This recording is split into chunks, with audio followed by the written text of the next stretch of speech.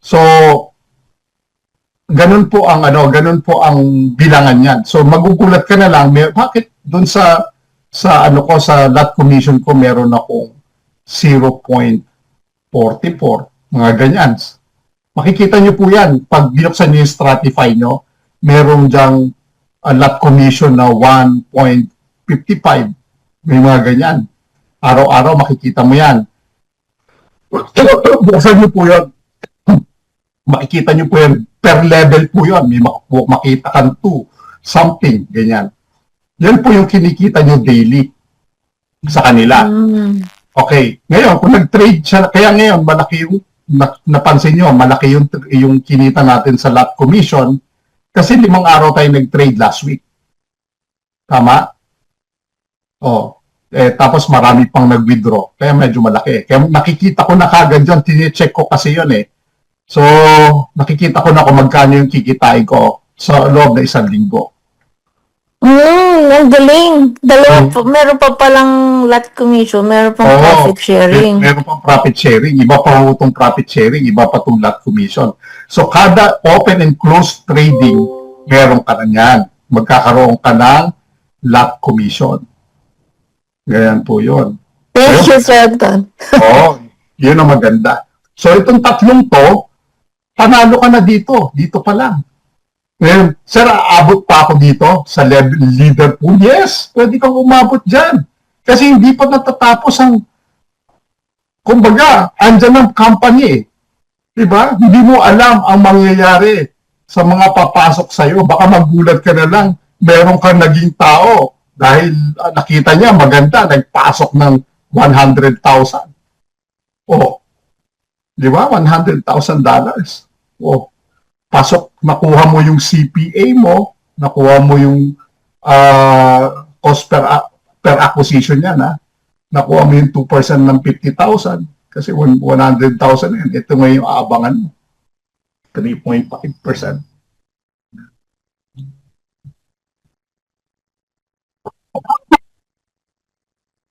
Ang ganda niyan. Kaya nga sabi ko, kung naiintindihan sana nung iba, o alam ko namang naiintindihan nila, siguro iniisip nung iba wala akong pera o wala silang pera, gumawa na ng paraan.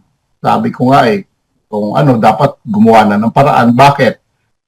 Nandito na Huwag nating sayangan yung opportunity na while still hot, parang pandesal yan Habang mainit pa, dapat kumain na tayo. Huwag nating hintayin na lumamig yung pandesal. Di ba? Habang mainit pa, nandiyan dyan, samantalahin natin. Unang-una, ito yung tinakil namin kahapon nila Sir Eddie. Bakit ka Siyempre, yung takot laging nandiyan dyan. Para mawala yung takot mo, kailangan pupuntusan mo lahat ng mga positive. Pinag-usapan namin nila Sir Dalian kahapon. Pupuntusan mo. Una, ang tag market ay nasa loob ng C1. Yan ang positive. Okay. Question. Sa tingin nyo ba papayagan ng C1 na papasukin ng tag market kung alam nilang loko-loko ang tag market? Okay. Siyempre, pinag-aralan po nila yan. Meron niyang due diligence to pag-aralan kung ano ba yung kumpanya na ipinapasok sa kanila. Bakit? Bakit po? Ang China po ang number 1 na gumagawa ngayon ng tag market. Pangalawa po ang India. Itong dalawang bansa na to, ang lalaki po ng pinasok. Kanina ko narinig nyo si Kenny, merong kumubra po ng 1.5 million sa profit sharing and lot commission. 1.5 million po. So, ibig sabihin, gaano kadami pumasok na sa China dito sa tag market natin. Narinig nyo kanina yung binanggit ni Kenny, Okay. Check ka. Pasok di ba? Pasok yan kagad. Nasa C1. Pangalawa, tag market never promise you na yung $100 mo, kikita yan ng $100 din sa loob na isang buwan. Hindi kanya pinapromise ng ganun kasi mali yun. Ang promise ng company, pag naglagay ka ng pera mo, kikita ka, depende sa trading na nangyayari sa loob ng araw na yon. So, hindi kanya ginagarantiya na ang kita mo ay ganito kalaki. Pero meron tayong bench line. Kumbaga, meron tayong tinitignan based sa history na nangyayari. Sa $250 mo, example, no? Sa $250 mo, ang minimum na pwede mong kitain yan daily, ha? Ang minimum na pwede mong kitain sa $250 mo ay between $3 to $5. Conservative yan. Okay. Sa 250. So, yung mga promise na ganito, no, na kikita ka ng malaki, tinanggal na natin. So, pasok yan sa number 2 mo. Yung tag market, binanggit kanina na regulated siya, no, ng financial institution as an investment company. Number 1 company siya, fast-growing company siya, not broker, no, sa buong mundo, no. Burahin ko to, Hindi, wag palang burahin. Paandarin ko na lang to.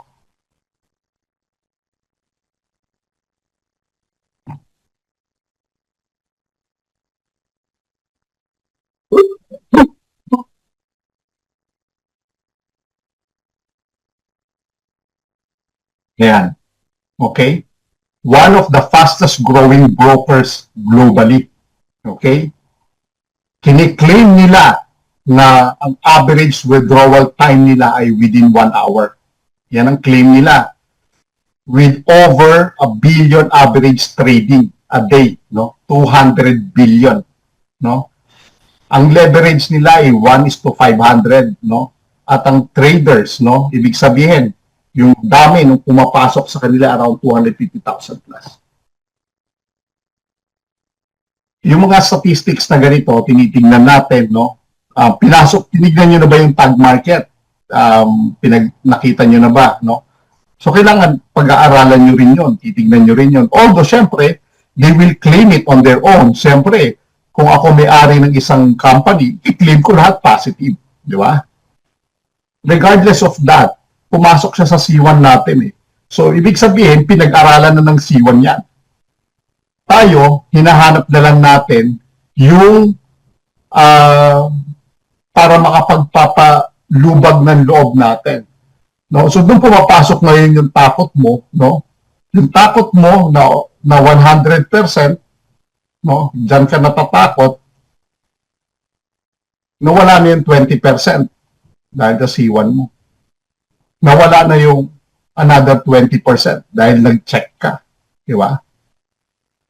Sir, makakapag-withdraw ba ako? Makakapag-withdraw tayo anytime. Di ba?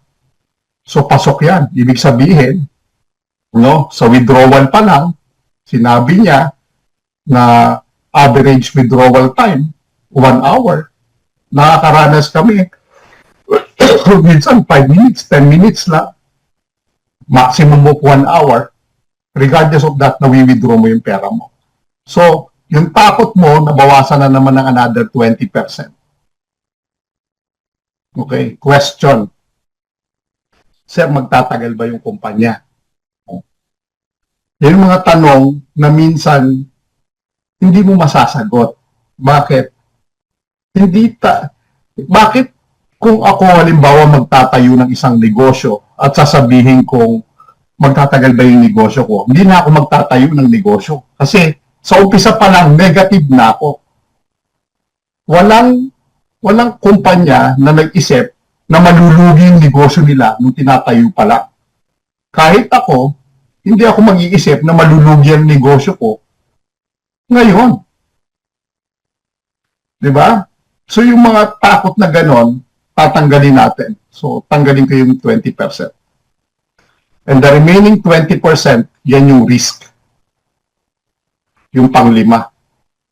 Ano yung risk? Lahat ng ginagawa natin sa pag-invest natin ng pera sa tag market, no, or any other businesses, may kasamang risk. Lahat yan. Lahat ng ginagawa natin sa buhay, may risk. Naglalakad tayo sa kalye, may risk. Baka mabunggo tayo. Natutulog tayo, may risk. Baka hindi na tayo magising. Kumakain tayo, may risk. Baka mabulunan tayo, ma-choke tayo, hindi na tayo makahinga. Nagluluto tayo, may risk. Baka mamaya nagpiprito ka, natapon yung mantika, natapunan yung katawan mo, nasunog yung mga balat mo, may risk. Lahat ng ginagawa natin ay may risk. Even ngayon na nag-uusap tayo, baka sumabog yung cellphone mo, may risk. So lahat ng nangyayari at ginagawa natin, ulitin ko, may risk. Pero, very minimal ang risk. So depende sa ginagawa mo, depende sa taas ng risk na ginagawa mo, lahat yan may risk. So sa out of 100% na yan, natakot mo, nawala yung takot ko. Dahil yung 5 na yon, na to 20% na binanggit ko, naibsan. Ngayon, ang question, papasok ka ba ngayon dito o hindi? Pag hindi ka pumasok, hindi ko na alam. Hindi ko na alam kung hindi ka papasok. Ngayon, ang question nga, Sir, gusto kong kumita na wala akong ginagawa. Eto na. Sir, nasa C1, walang nangyari sa akin in 5 years time. Hindi naman ako kumita. Eto na. Binigay mo na. Eto na yung sagot. Hindi pa rin pumasok. So, nasaan ang problema? Nasa company ba? Wala. Nasa sa atin. Nasa sa tao. Kasi, nandyan na eh.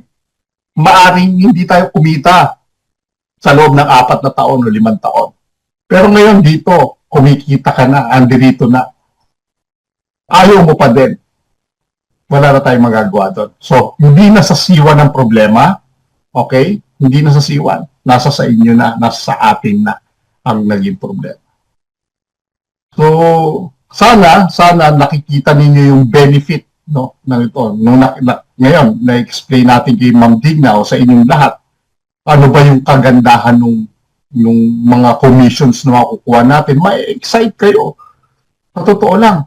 Ako, alam nyo po, sa totoo lang, alam nyo Sir Danny, hindi na Sir Eddie, ang inaabangan ko, hindi yung araw-araw. No? Yung kinikita ko araw-araw, hindi yon. Ang inaabangan ko, yung profit sharing ko. Imagine nyo po yun lang ang inaabangan ko. Kasi yung araw-araw, given na yun. Nandiyan na siya eh. Alam kong kikita na yun eh. What excited me most ay yung darating na Lunes. Ilan kaya yung magwi-withdraw sa akin? Kaya nga sabi ko kay Sir Eddie, ito malapit ng Pasko. Sabi ko, Sir Danny, mas marami magwi-withdraw. Ngayon, mas marami kang profit share. Bakit maglalabas ng pera yung mga yan eh? Adi, ayahay ang buhay mo sa Pasko. Di po ba? Ngayon, walang trade, wala tayong net commission. Okay lang yun. Ang sarap kaya nung ginawa ng company, di ba? Hindi tayo natatakot. Hindi niya sinamantala yung pera natin. Hindi, di ba? Ano sabi dito? Ano ipapatalo niya lang sa atin? Tingnan niyo yung sinabi niya dito. No complex rules, just don't lose more than 10%. With a 50-50 token USDT, you are not allowed to lose more than 5%.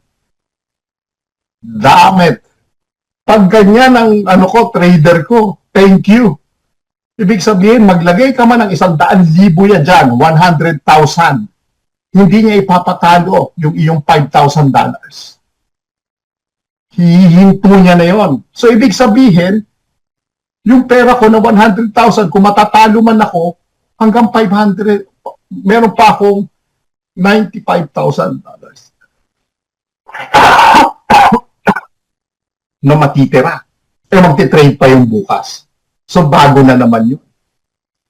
Hindi niya inabuso yung pera natin na yung 250 ko wala na. Ay, yung $100 ko wala na. Nakikita natin, di manghihina tayo. O ngayon, walang trading. Ang sabi ni Raj, 3 yung nagpapatakbo ng ating CopyX, yung ating Sonic AI. Yung master trader, yung ating nagre-research na tao, at saka yung execution ng ating Sonic AI. 3 sila. So kung sinasabi ng isa, hindi tayo magpapasok ngayon, matatalo yung pera ng tao, hindi yan magpapasok. Di ba? We have to be grateful about it. Di ba? Dapat maging masaya tayo. Kasi hindi pinasok yung pera natin na matatalo sana ngayon. Ngayon, yung iba malulungkot. Walang trade ngayon. Sir Danny, walang itlog. So what? Okay lang. Bukas yan, 2 itlog niya. Isang medium, isang large. Oh, di ba? Kung hindi nag-trade, that's good. Okay lang yon. Intak ang pera ko. Kung lalo na yung mga malalaki ang pinasok. Intak ang pera mo. Napakasaya kaya nun. Hindi tayo malulungkot. Oh, di ba? Kasi, alam mo, minsan kaya nalulungkot yung iba, naghahangad ng more. Hindi natin iisip yung behind that. Ano kaya yung nangyayari? So ngayon, i-explain ko sa inyo kung ano yung nangyayari. Magkakaroon kayo ngayon ng awareness na, ay, ganun pala. O, di ba? Magiging masaya kayo ngayon. Ay, hindi natalo yung pera ko. Thanks God. Di ba? Ayun. Ayun lang, maraming salamat. Sir Eddie. Sir Eddie, andyan ka? Yeah. Okay sir, thank you sir sa napakaliwanag mong explanation. Siguro naman mas maliwanag pa sa sikat ng buwan, ano? Yung pinaliwanag. Ayan, na-record naman ito, pwede nyo pong balikan para mas maintindihan nyo po